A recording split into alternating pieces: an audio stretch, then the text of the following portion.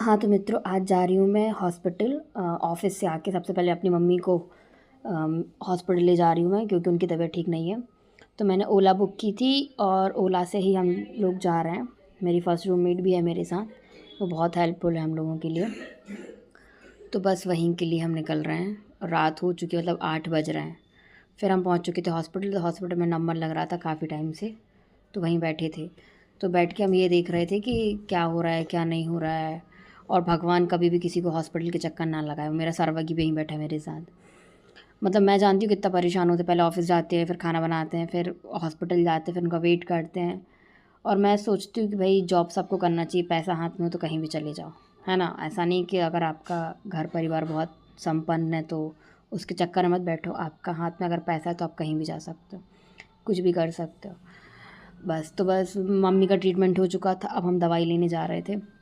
मैं सर्वज्ञ के साथ बैठी थी और मेरी जो फर्स्ट रूममेट है वो मम्मी के साथ थी।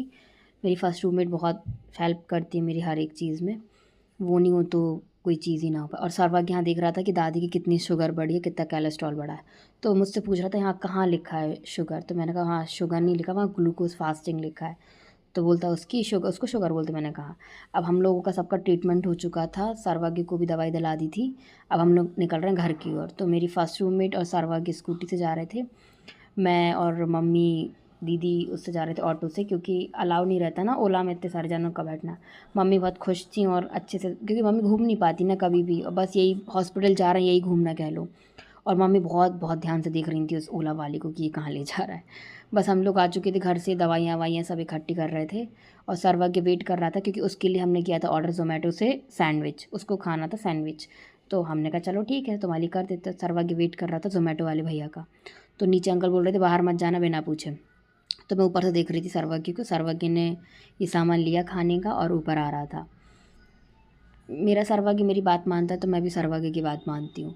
तो बस उसने सामान पकड़ा और वो आने लगा ऊपर और बोल रहा था इतना सारा सामान है कि थक गए।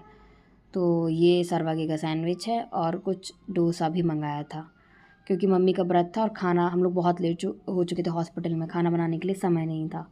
फिर मेरी फर्स्ट रूममेट और सर्वज्ञ घूम रहे थे और कुछ बातें कर रहे थे पढ़ाई की। अब मिलते हैं कल, बाय बाय।